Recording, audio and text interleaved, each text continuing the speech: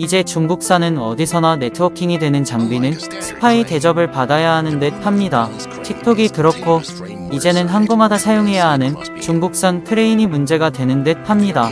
미국 국방부 등 국가안보부처가 미국 전역의 항구에서 흔히 보이는 중국산 대형 크레인이 잠재적 스파이 도구인 듯 합니다.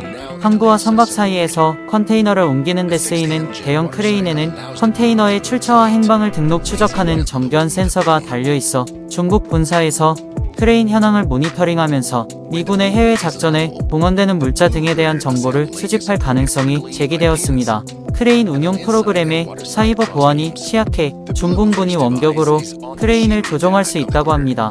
다시 말해서 폭격을 하지 않아도 미국 항구를 마비시킬 수 있다는 이야기입니다.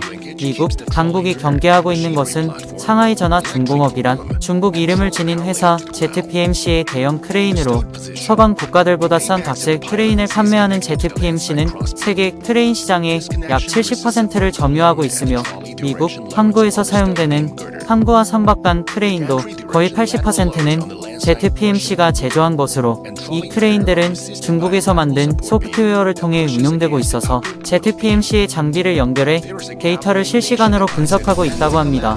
미 국방정보국은 지난 2021년 진행한 기밀평가를 통해 중국이 크레인을 이용해 항구 교통을 틀어 막거나 배로 수송되는 군사 장비에 대한 정보를 모을 수 있다는 점을 인식했으며 ZPMC가 시진핑 중국 국가주석이 주창한 1대1로 사업의 주요 계약자인 중국의 국영기업 중국교통건설 자회사임은 더욱 우려가 깊은 것으로 알려졌습니다.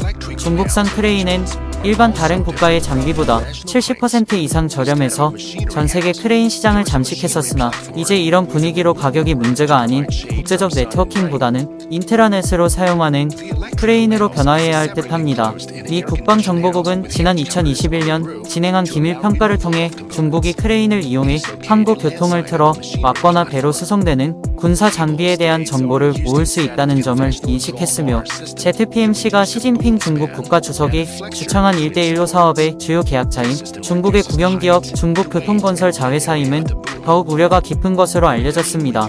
중국산 크레인은 일반 다른 국가의 장비보다 70% 이상 저렴해서 전세계 크레인 시장을 잠식했었으나 이제 이런 분위기로 가격이 문제가 아닌 국제적 네트워킹보다는 인트라넷으로 사용하는 크레인으로 변화해야 할 듯합니다. 이런 가운데 지난 2년간 버지니아주 노포크, 사우스캐롤라이나주 찰스턴, 메릴랜드주 볼티모어 등의 항구들이 ZPMC의 새 크레인을 구매했으며 이에 따라 미국 국가안보 커뮤니티와 연방수사국의 우려가 커졌습니다. 모두 인근에 미군 기지가 있어 미군이 자주 이용하는 항구입니다. 2021년에는 FBI가 볼티모어항으로 ZPMC 크레인을 운반해온 화물선에 정보 수집 장비가 실려온 것을 발견했다고 합니다. 가격만 저렴하다고 화웨이처럼 정보를 수집할 수 있는 크레인을 더 이상 중국산을 사용하는 것은 한 국가의 물리 이상의 정보를 중국으로 유출되는 것 같습니다. 이제라도 알았으니 크레인 컨트롤러만 다 바꾸면 쉽게 크레인은 개조가 될 수 있지만 중국산 저렴하다고 무조건 사용한다면 그 장비는 트로이 복마임을 알아야 합니다. 감사합니다.